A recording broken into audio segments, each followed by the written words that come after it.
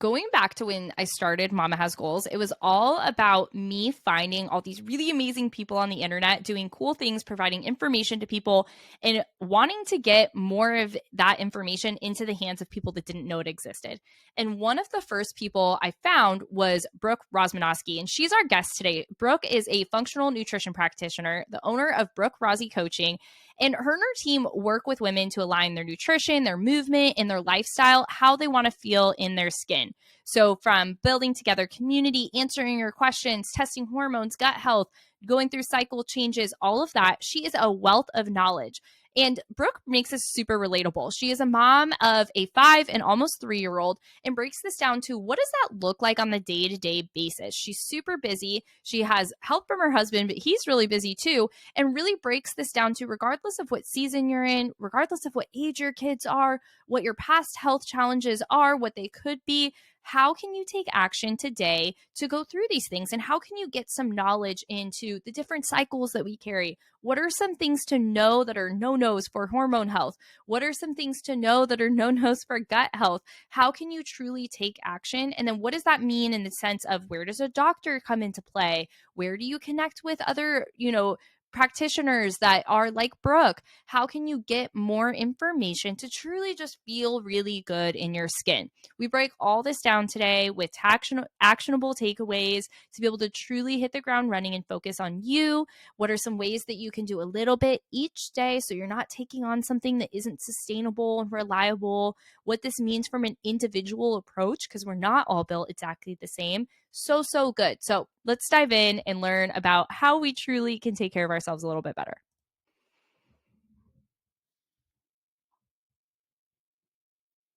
Hey, Brooke, I'm so excited to have you here. You're one of the first people I connected with when I started this idea of Mama Has Goals and this online space and finding providers and resources to support women in their journey.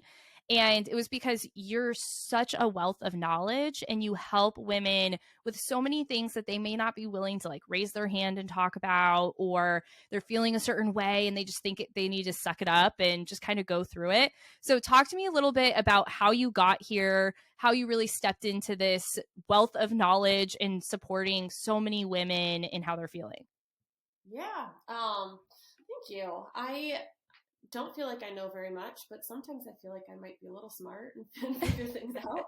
Um, I've been a mom for over 5 years now. I have two kids under 5 and almost 3, and I've been in the fitness industry in some way, shape, or form for over 15 years. I actually started as a trainer in my young 20s, which was a lot of like just how I fit in a bathing suit, and was really most of my focus and I guess emphasis on the nutrition and health side.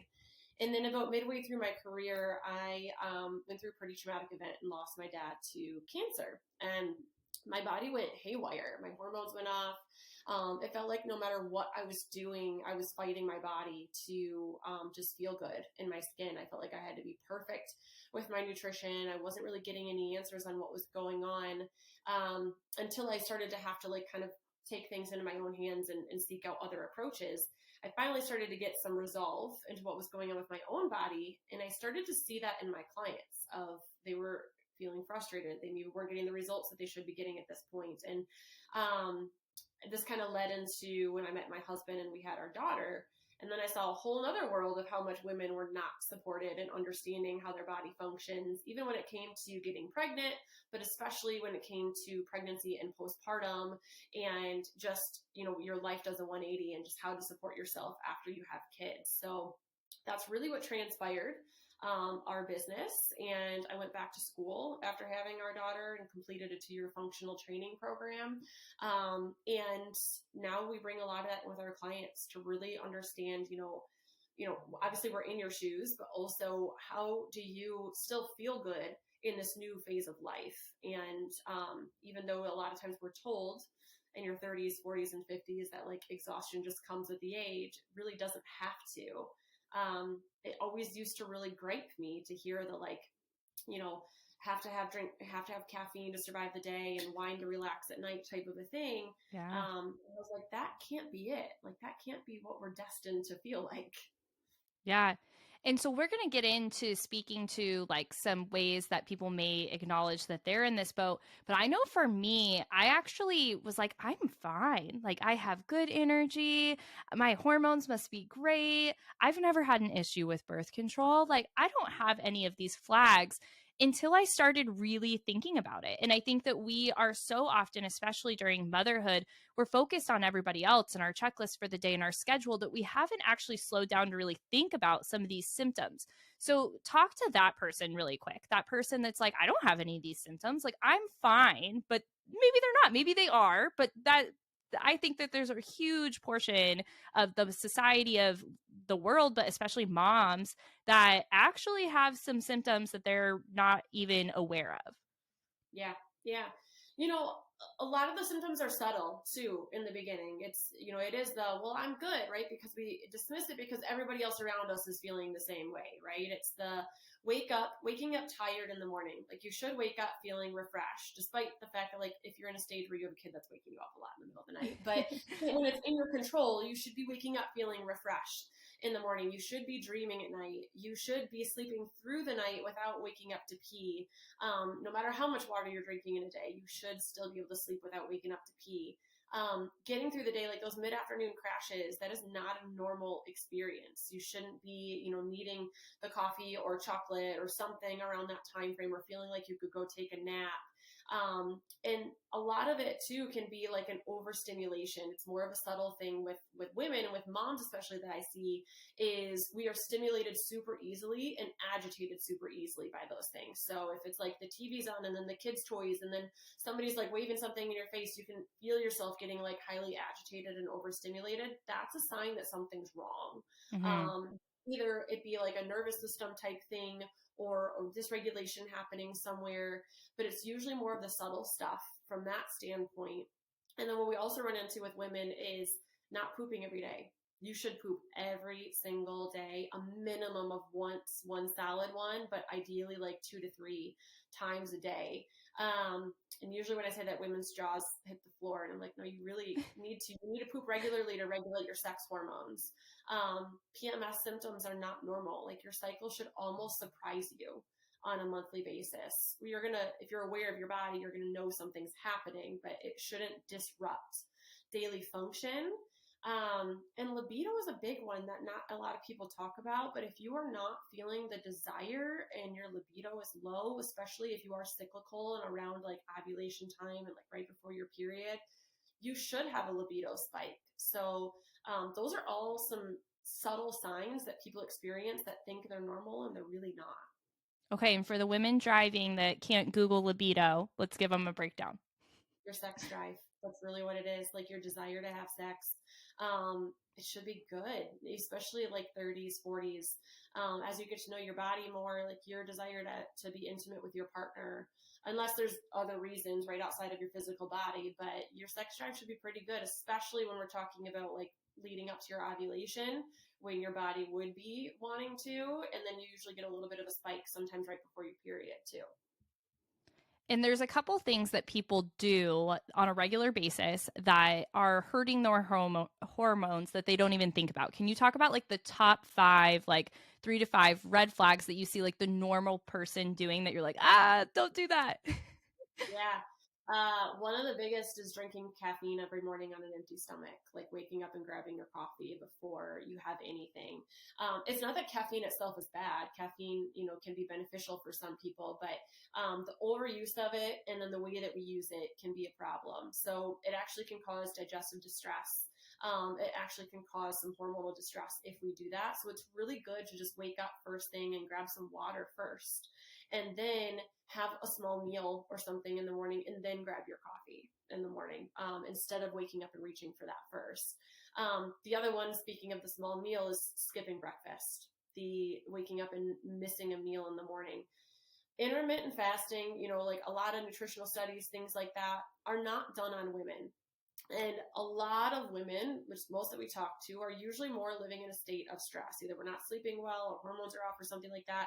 Intermittent fasting or skipping meals is one of the worst things you can do when your body's already under a state of stress. So it's really important to just wake up, and even if it's just grabbing some protein, but that can be one of the best ways you can start your day is with 30 to 50-ish grams of protein in the morning. So coffee on an empty stomach, skipping meals can be two big ones that can start, a chronic state. The 1 to 2 times is not what I'm talking about. I'm talking about the chronic, Yeah.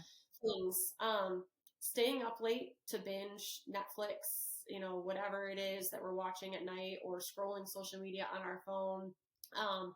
Whether it is mindless for you because you were so like tied to other stuff during the day, your brain still perceives that as a task, and it's disrupting your circadian rhythm. And the more sleep we cut short, the less quality we're going to get, but also that's going to have a long-term impact on your hormones. The 1 to 2 nights you stayed up late is not that big of a deal, but the like multiple nights a week that you're not getting to bed until 11 o'clock, midnight, or later because you're up watching TV shows or scrolling social, that's impacting your hormones, your blood sugar regulation into the next day. And it's also impacting your cognitive function and mood. But long term, that's going to play an impact into how you're feeling during the day, the energy, your hormonal function, all of that too. Yeah. So that's 3. And then, Yeah. go ahead. So so you talk about sleep, right? And for those of listened to this podcast, I'm a late night person. It's something I've tried to shift since learning how this can affect my hormones. But you have 2 little kids and you're an entrepreneur, and your husband's also an entrepreneur, right? So you guys are a busy household. So how do you balance that? If sometimes have you just never worked late at night, or how do you kind of force yourself to find that time during the day? Because I know that's something that I do prioritize differently, and I see how I can make the time during the day. But there's definitely been seasons, even in my job previously or now as an entrepreneur, that's my window to work. So what, other than just saying like prioritize differently, is there any feedback for that? Yeah.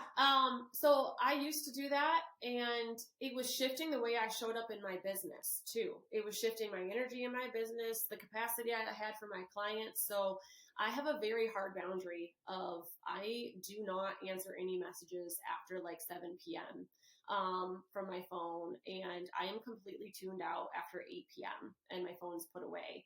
And if it's not done that day, it's not done. It gets moved into the next day and taken care of. I think one of the most important things is really like prioritizing your own capacity, right? And really looking at like, what do I have the capacity for? And that there might be some things that you just don't have the capacity for, or you need to wait and have a plan to hire a team or something like that to come in and support you.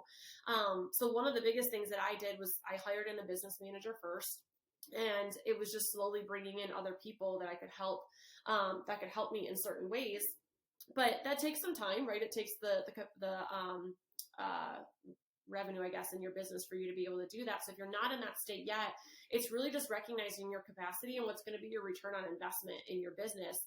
And also the most important thing is just recognizing, like, if I'm coming from a place that's burned out and not functioning my best, my business isn't going to get my best. And I can really turn this around faster if I hold a boundary with myself of when I am and am not, so that my capacity can show up better the next day. My energy can be where I need it to be, and I can be fully functioning the way that I need to be. So my kids, we did invest in our kids being my daughter's in preschool, about to be in kindergarten, and our son is at a full-time daycare where our daughter is, because that was worth the financial investment for us, for me to have that uninterrupted time to be able to get those things done during the day. And then the days that they are home, it's having the clear communication with clients, with whatever it is of, I'm unavailable today, or I'm going to be slow to answer messages today. If it can't get done today, I'll get to it tomorrow. And it kind of gets moved up to the top of the list type of a thing. Yeah. And I think exactly what you're saying has been the realization that I've had, is it really just is being truthfully honest with yourself and where you're spending your time. And I think that if you've never done this and you're listening, like, go into your settings of your phone and see how much time each day you're spending on your phone and your screen time. I think that is like a huge eye opener for anyone. And for me, like, I was like, no, I'm super productive at night. I'm not tired. I'm not waking up tired. And then when I started talking to Brooke and more people like Brooke, I was like, oh, so you're telling me my body needs like 3 days to recover minimum from that one day that I stayed up till 1 a.m. working, even though I think I'm fine. What's happening behind the scenes and like the longevity of how I'm hurting my hormones in my body and everything else is really detrimental to my health. And that creates these like bigger health problems. So we think about like just how you show up, how your cells work, how everything works that way. And I didn't, having no medical background and really not focusing on that, I had no idea. Do you want to talk about that a little bit? Yeah, when it comes down to, I like to say, knowing you shouldn't have to have a PhD to understand your body, right? And I think that's a really frustrating thing that I experienced, and I know a lot of our clients experience, is being able to advocate for what you need. But you shouldn't need to. You should be able to understand, and that's what we really work with our clients, is to understand from like the most simplistic form, is to empower you to understand what your body needs, how it's functioning, and when these situations do come up, because they do for everybody, where you're going to have a later night or an off day or whatever it is, how you can support yourself through that so that you can feel better and it can't, it doesn't have the detrimental impact or a chronic impact of it continually happening. But there's a lot of things that can come in when we're talking about late night sleeping or essentially dysregulation in general, right? Mm-hmm. Your nervous system really comes into play with that, but also you have a circadian rhythm that your body is following during the day. So some things you can do is just wake up in the morning and get some sunlight in your eyes. Even like I'm in Michigan and today it's a gray sky day, but I'm still going to get some light in my eyes before 10 a.m. to help set my circadian rhythm. And then I'm going to try to just get out and get some movement and try to just focus on something along those lines outside as much as I can today. And then at night, we call it like a 3-2-1 method. So 3 hours before bed, try to cut out food so that your body's not trying to digest anything. 2 hours before bed, try to cut out liquids. And then an hour before bed, try to cut out the electronics. And that can help to regulate that circadian rhythm so that your body is starting to adapt and start to get back into that hormonal, essentially that circadian rhythm is a hormonal rhythm that your body has during the day to help you be alert in the morning and then sleepy at night to go to bed. So those are some of the biggest things to focus on when it comes to like the impacts of what that can do. From a testing standpoint, if you really want to know something that's going on, or if you're feeling like something is off, the biggest thing is just advocating for and asking, when you're getting a lab pulled or something along those lines, asking your doctor to check deeper into your thyroid, check all thyroid markers, to check hormones through blood work. I don't necessarily recommend, but you can ask them to check anything that comes from like liver markers or anything along those lines to see if you have anything else that could be playing a role in why you may not be sleeping your best. And it's okay to advocate and say like, no, can you check this, and this marker, right? When you're going to your doctor. And if they don't pull it or they ask why, they just may not understand why you're asking. And you may need to just go in with a list of like, here's why I'm asking for these, because this is how I'm feeling. And I know that this might be correlated type of a thing. Yeah. So let's take that a step back and talk about like why you do what you do and like how you support people. Because I know for me coming into this space, I was like, well, doesn't my doctor look at all of that? Like, why would I need someone else to support me in my testing for my hormones or my gut health? And I feel like for some people, those have kind of become like buzzwords. So let's talk a little bit about like how you support people, why you support them, and why that doesn't exist typically at the doctor. Yeah. And it's nothing to knock your doctor, right? Your doctor's amazing. I don't want anybody to think that like we don't like doctors. We do, but it's more so knowing who you're going to and what support you're looking for, right? And when you're going to your standard physician, you're not going to say like, I'm not feeling amazing in my skin and I want to have optimal health, right? You're going, and when they're looking at lab markers, they're looking for, are you in a disease state or a non-disease state, essentially is the most that they're checking. And if you're not in a disease state, they're going to tell you you're fine. You could even be bordering the disease state and they're still going to tell you you're fine, because from their end, they're not there to give you lifestyle and nutrition and stress management tips and things that you can do to feel 100%. They're there to look at essentially like, do you need to be on a medication or do you not? And are you in a good space from a health perspective in their eyes or not? So when you're going there, I think sometimes we go to our doctor with the wrong intention or asking the wrong question. We're going to there expecting them to give us the nutrition advice and lifestyle advice and all those things. And that's just not, it's not that they're not trained in it, but that's not what the type of medicine that they're necessarily practicing, right? Yeah. And when you come to a functional perspective, we're really looking at like, all right, you may not be in a disease state, but you're not feeling 100%. So why aren't you feeling 100%? And our deeper question is always why. So if you're not getting the answers and you're not in a disease state, then that's where we can come in and we can say, all right, so from a, blood marker perspective, your doctor's telling you you're fine and you don't need a medication, but you're still symptomatic of these things. So let's figure out why you're symptomatic. We usually run deeper testing, and in a functional standpoint, in a testing for looking at blood work, we're actually looking at tighter windows, because you may not be in a place where you need a medication, but you still may not be in an optimal place for what those functioning values are either. So we're usually looking at that. We also look beyond just blood work, and we look at stool testing with clients, salivary testing, which can give us different perspectives of how your body is processing and breaking things down, or how your gut is functioning and what could be coming into play for why you're not feeling great. And that allows us to really individualize a nutritional approach, a lifestyle approach, and see how those things are impacting your body before you get to the disease state, and catch it at that point. So it's not about like, are you healthy? It's more about like, are you optimizing your health, is what we're looking at in there. Yeah. And so we talked about like 3 things that people do that they might not realize are hurting their hormones. Are there things that people do that hurt their gut that you should kind of check also, that are kind of like across the board? You see this with a lot of people that wouldn't know. Yeah. When it comes to your gut health, diversity is everything. The more diversity and variety we can have into our diet, the better. Some of the things that can actually impact gut health that is not spoken about as much as chronic stressors, physical or mental. Chronic stressors can impact gut health. So we either have the people that are type A, always on the go, and then they're doing CrossFit workouts 5 days a week, and then, they're not really sleeping at night, or then they're not recovering, they're high stress. That's a chronic stress as well. They also have the chronic stressors of like, I am living in survival mode basically. And then that can be a chronic stress as well, as traumas and all those things can be chronic stressors that people are undergoing, and that can impact gut health. Other things that can impact gut health is birth control use can impact it, especially more in a pill form, can impact your microbiome and how your body is diversified as far as that. Other things like NSAID use, so overusing like Tylenols, things like that can impact it. Highly refined carbohydrate intake over, a long period of time. I'm not talking about the one time you ate a couple cookies, right? But like over a wide variety of time can play a role. And then not eating a variety of like fruits and veggies and diversity when it comes to that can play a huge role in how your gut is functioning.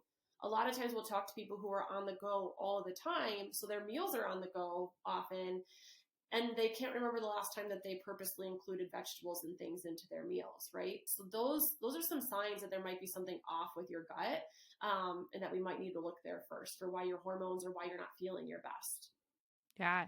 And I know one of my favorite things to see you share about is how you really make this like a positive lifestyle within your own family and with your kids.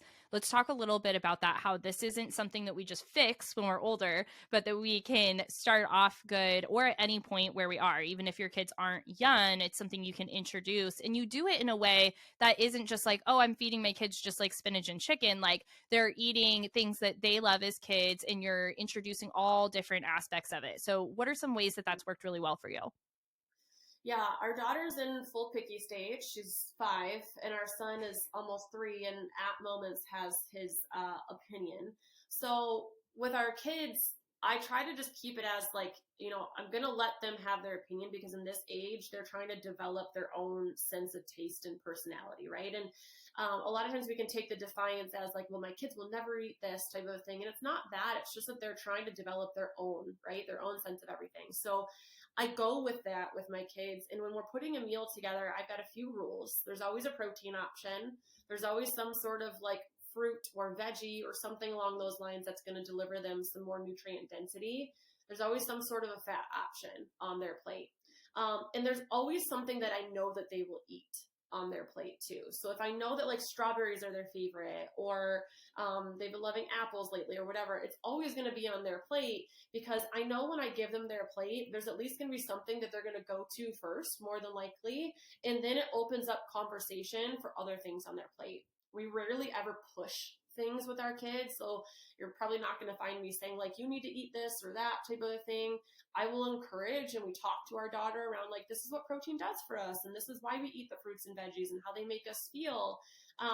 But for the most part, I just let the kids eat what's there, because especially at this like age when they're trying to develop their own sense of identity, if I'm pushing something on them, it's more likely they're going to be reluctant to take part of it. Right. So, Yeah. but the biggest thing I think that influences with them is they see me eating the same way. Right. They see me serving them similar things that we're eating. They don't see me reacting when they won't eat something. And I'm very neutral along this is what we're having for dinner. If you don't want to have it, that's totally fine, but this is what we're having. And I'm not really giving them other options on that either, which is tough. I'm holding a boundary with them on this is what we're having for dinner. And I always make sure within that there's something that they like, but there's still a boundary of mommy's not going to make you your own separate plate, because then they become adapted to that. And then it's a tougher battle to fight to switch it. Yeah. And I love that you used the word option. Like you said, there's always a protein option. There's always a fat option. And so it's their option to take those things. Now, let's say you get through dinner and the kids get up and you're, not quite to bedtime yet. And they're like, Mom, I'm hungry. I want a snack. Do you bring the plate back out? Or how do you navigate that? Yeah, so we usually eat dinner. We're early birds. We eat dinner around like 5:30, 6-ish, and our kids don't go to bed till 8:30. So if it's like within an hour of dinner time, I say like, you could eat a little more dinner if you want to. Your dinner's still there, so I'll leave the plate there. But if it's beyond that, then we usually do like a bedtime snack. So we'll usually let them have a bedtime snacks option. So the communication is usually, we just had dinner. If you're still hungry, you can have some more of your dinner. If not, then you can wait until we have snack time. And that's usually just kind of the boundary we hold with it. I love that. So let's talk about shifting gears a little bit. Is we as women have multiple cycles, right? This was something that was new to me. I didn't really know that. I'd love for you to just kind of take us from like base level, what that even means, up to actionable takeaways, knowing that information.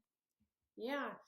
I think one of the like most shocking things for me when I really started to dig into it more was like, I'm not meant to feel the same every single day. And as a cyclical woman, you're not meant to feel the same every day. And I used to beat myself up over that of I'm not feeling the same every day. And that's actually not a bad thing. You're going through a 28-day cycle on average, with your hormones, which means that they're going to be doing a little dance with each other throughout the month. So in the simplest form, right, the day you start your period is technically the start of what we would call your follicular stage. You're probably not really feeling that until you're coming close to being out of your period, but you're usually, what happens in there is your estrogen is starting to rise. And estrogen to you is like testosterone to a guy. It's a feel-good hormone. I call it like your superpower hormone. It helps your libido. You're usually a little bit more focused around that time of the month, a little more task oriented, a little bit more of like a go-getter, or quote unquote motivated, as a lot of people will kind of describe themselves in that time. And as you're leading up to, it's usually about 11 to 14-day period as you're leading up to ovulation. And when you are like 5 to 6 days out from ovulation, you should also be noticing your libido starting to rise a little bit more around that time of the month, because primally that if you wanted to get pregnant, you get pregnant around ovulation. So that's when you would probably want to be a little bit busier. And then as we come up to ovulation we get a little bit of a testosterone spike, but this is usually when that kind of signifies the shift in our hormones in the cycle. And this is usually when we start to transition into our luteal stage, where estrogen is still present, but progesterone starts to take the lead. And progesterone in this time of the month is still a feel-good hormone, but it's a little bit more of a calming hormone. Progesterone can be a little bit more of a sedative naturally, so we might need a little bit more sleep in this stage of our cycle. Usually an average is like 30 to 45 minutes that women need. This is when you actually get a little bit of a metabolic boost, because progesterone is a prothyroid hormone, so you may feel yourself be a little bit hungrier in this stage of your cycle. Usually on average, we recommend women take in like another 5 to 10% in calories if you're tracking it and you're noticing that hunger. And this is around the time that women feel like, what's wrong with me? I was feeling really good. Like even a week ago, I was super motivated. And then all of a sudden this month I'm tired. I'm not motivated. I'm more hungry, like what's going on. And a lot of that is just recognizing the shift in your body, that there's nothing wrong with you. It's just that you actually needed a little bit more sleep.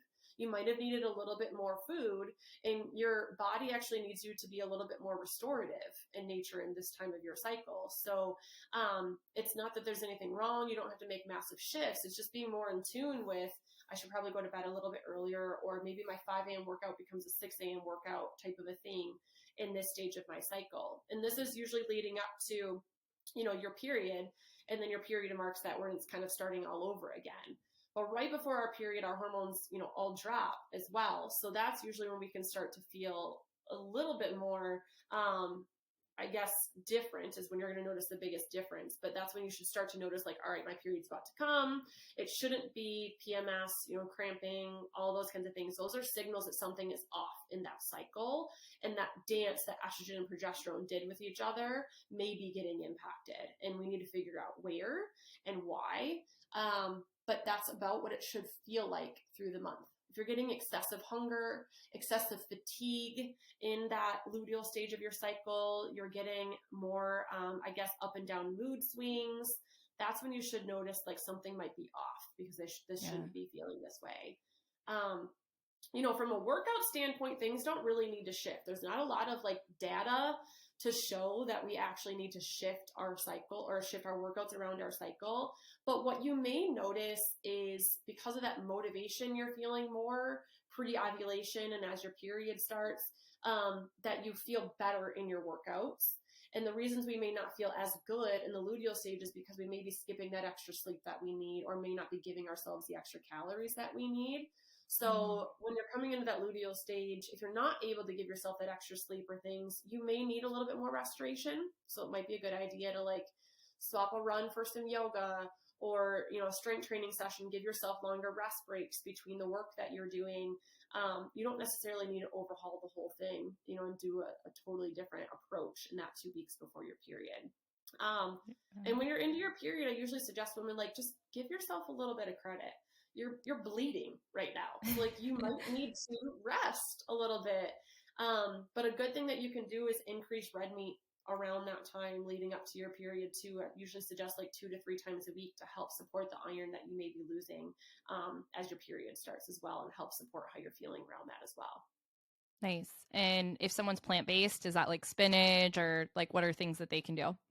Yeah, ideally red meat is best because we can get the heme iron as the most absorbable form. But if you are going more towards a plant-based, if you could eat eggs, you can get a little bit more from eggs, would be beneficial. Otherwise, spinaches can be a great source. Plant-based option is not going to be like my main forte, but usually if you are vegan or vegetarian, you have a pretty good idea of what you need to be taking in. I don't recommend anybody supplement with iron without checking your levels first from blood work to see what you need. But it could even be a B12 deficiency. So you may need to have your B12 checked if you're in that state too, to make sure that any iron anemia or anything you're experiencing is not like a B12 issue too. Nice.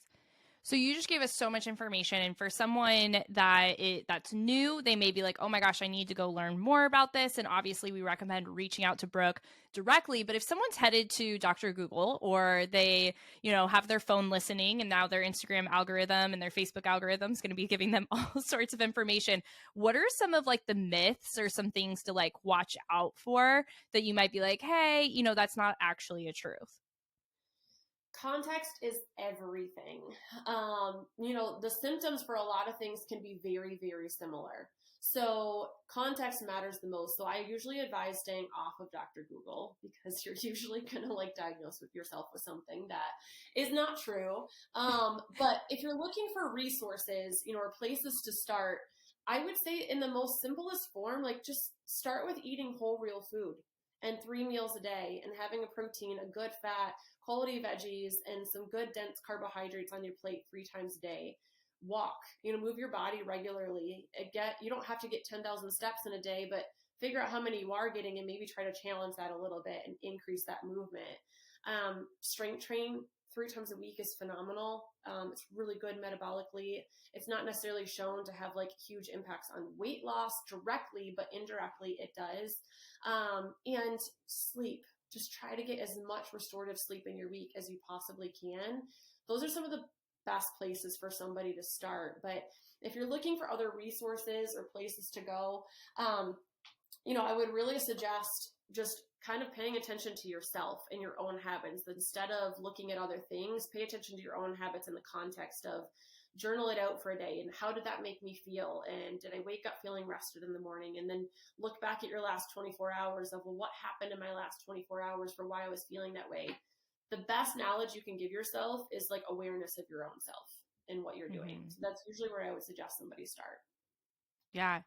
And I know for me, I thought I was doing that and I then wasn't, and I got more real with myself. So what are some of the ways, like with how busy you are and with your kids, other than knowing this is a priority, what are some ways that you maybe like transition your mindset to get more aware with like how you're feeling today? Do you have like a morning routine or a journaling practice, or like how do you check in with yourself each day?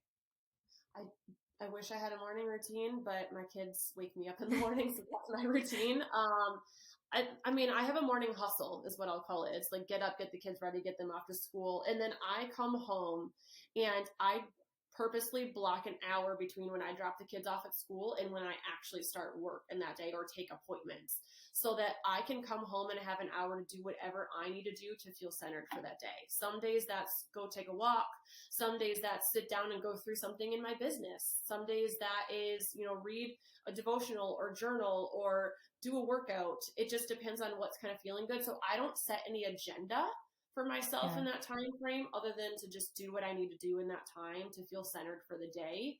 And then at the end of every day, when I turn those electronics off before bed, I have like a toolbox that I kind of go to. I'm either implementing breath work if my day has just been more mentally taxing, or meditation or journaling.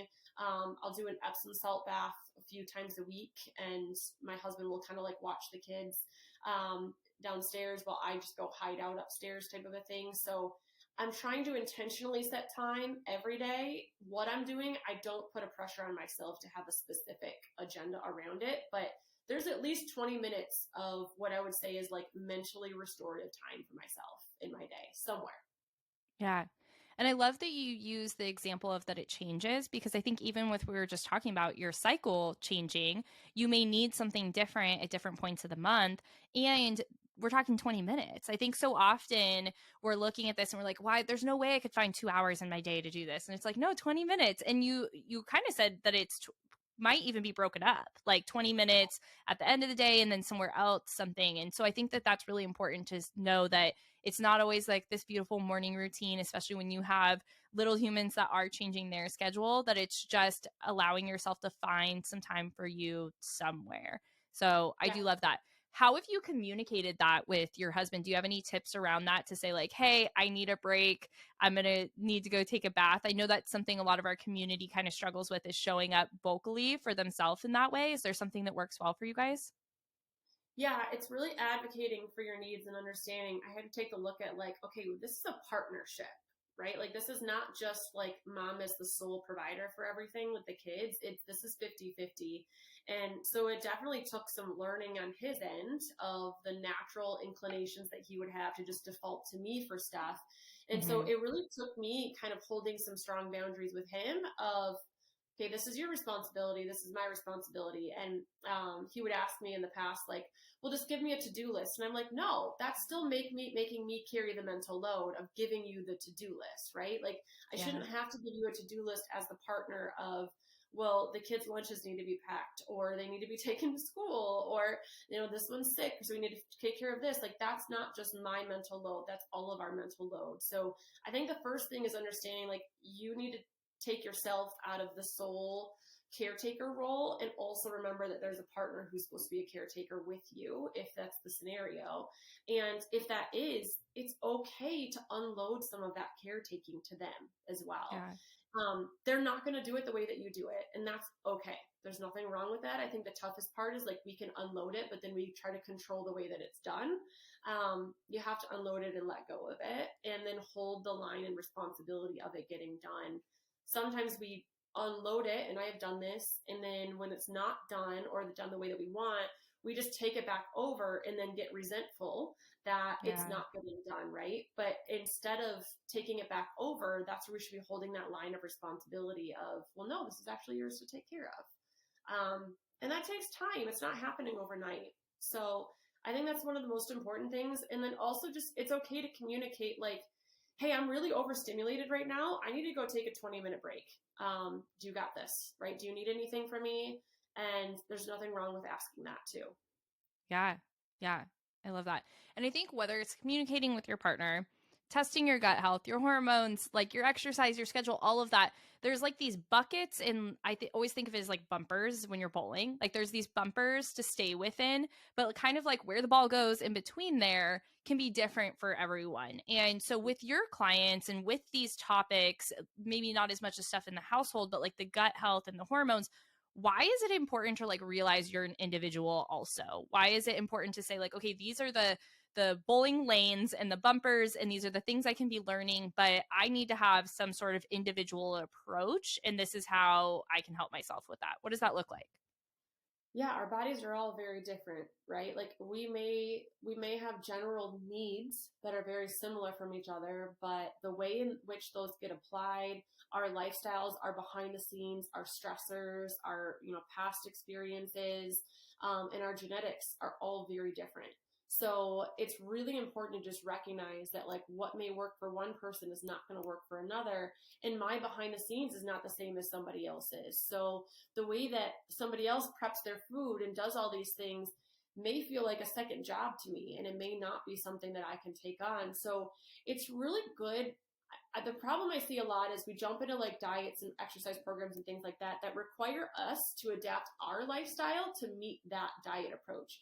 And Mm, instead, what you should be doing is taking a diet approach that's going to meet you where you're currently at, where you're in your life, and take you to where you want to be. And that means recognizing your capacity, your behind the scenes, what works for you, what your time schedule looks like on a daily basis. And I always say taking a layered approach based on what you need and not trying to tackle everything at once. Take on one to two things at a time, master the habit, and then move on to another one.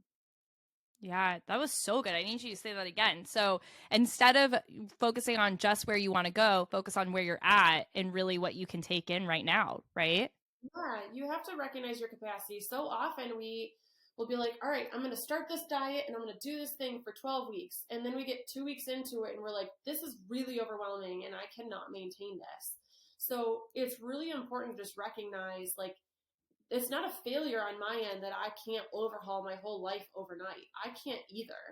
But if you want sustainability and you want something to last, it's actually going to be a lot better. And any study is going to show that if you take on 1 to 2 tasks at a time and work on mastering those before you try to do 10, you're going to be much more successful in the long run than if you try to do 10 things at once. Yeah. Yeah. Okay. And in the spirit of that, we've talked about so many things on this episode that are such great takeaways. And for you to implement one little thing at a time to hopefully, next time we have you on the podcast, everyone that's listening has seen an improvement in their health in one way or the other. But if they were to do two things between now and let's say, a month from now, what are the two things? Again, we know that there's an individual approach, right? So it would depend on the person. But overall, what are the two that you're like, this is what I love to start with? Disconnect yourself from your phone more often, and definitely an hour before bed, put the electronics away, turn the TV off, journal, read, write, whatever, and then eat 30 to 50 grams of protein 3 times a day in your meals. It sounds like a lot, but it only sounds like a lot in comparison to what you may currently be eating, right? So it's not in Mm, addition, it may be in replacement of some of the things that you're taking in, but you can make a significant difference in your hunger and your satiation, your hormone regulation, your sleep, your mood, all of that. So those are two huge things I would suggest people starting with from a general perspective. I love that. Another thing that's been huge for me is always association and community and being with people that are having conversations like this that help me understand how to get to where I want to go and care for myself. And you do such a good job bringing women together to just like be an individual, but also like improve your life along the way. Talk a little bit about some of the ways you do that through your programs and your retreats and how people can tap into those. Yeah. So when you're working with us, we have a community aspect no matter which way you're working with us, but everybody gets an individual approach where we're working on your individual body, your testing results, what you need specifically, your lifestyle. But we also bring in a community component. So we have community calls on a weekly basis, which at the root of it is really meant to give you the empowerment and the why behind what you're doing so that you can sustain it for the long run. I tell all of our clients, I'm like, I don't want you to have to work with us forever to see results. I want you to know why you're doing what you're doing so that you can do it on your own. So that's one of the main community things that we bring in, but we also do breath work often together, and we're hosting a retreat coming this October that has a couple spaces left, but it's really about connecting with women and people who are in a similar place as you, and it's the me too, right? Like I've been there too, and here's what I did for myself, and having more of that intimate connection with other people while still also working with us behind the scenes individually on what you need. There's multiple ways that we incorporate that for people, but community is huge. And I find it's a lot of what people are missing, and it can be really lonely when you're in a journey of trying to shift your health and other people around you may not be doing the same. So it's nice to have that community piece of other people who are doing it with you so you don't feel so stuck or alone too. Yeah. And so you have two free options for people that are ready to like learn a little bit more with you, talk a little bit about your podcast, and also the offer that we'll link below that people can jump into.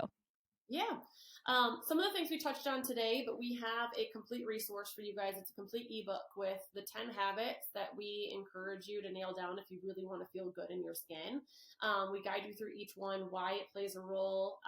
And then you can also have an option to go through a 10-day little video course with me, taking you through deeper tips on what to do. So we'll have that linked in there for you guys. And then my podcast is called The Power of a Woman. It's a lot of me discussing certain health related topics, but I also bring in special guests who are women and have shown power in their life in some way, shape, or form, and can help be more of an inspiration story for you as well. So good.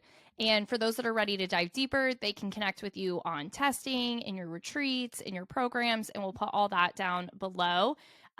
If you wanted to leave any last pieces of inspiration, advice, science, and nutrition with our listeners, what would that be? I think the biggest thing is to just not compare. It's so easy. You know, we see everybody's beginning of something and we see everybody's celebration at the end, but we don't see the work and the things that people are doing behind the scenes in the middle of it all. So I really, really want to encourage, like, just don't compare what you're working on because you're probably in the messy middle, and it's messy for all of us, no matter what success you're seeing outwardly from someone. The behind the scenes and middle parts are very, very messy. So try not to compare where you are in your journey, your own health, your own body to what somebody else is experiencing, because you don't know what is going to transpire for them 5 to 10 years from now. You really have to stay tuned into what feels good to you, and that may not be what feels good to somebody else, and that's okay. I love that. So if you want to hear more of that and follow all of the great tips that Brooke has on Instagram, you can find her at Brooke Rozzy, and we'll put that below. But Brooke, what's something you're excited about right now? What's a goal that you have, something that you're working towards? Our retreat is what I'm excited about. It's the first time we've launched one. I did my own retreat this year, and I tried to cancel it 4 times before I went because I was so nervous about it. But it was life-changing, and I will be the first to sign up anytime forward. So I'm super excited for our retreat that we have coming up this fall. Awesome. And we'll put that below. I can also advocate retreats are just one of their own. You can't really replace what comes out of those. So that's amazing. Yeah. Brooke, thank you so much for being here. Always so much great information, wisdom. I love how you communicate it. It breaks it down for people like me to truly understand. And thank you for being here. Thank you.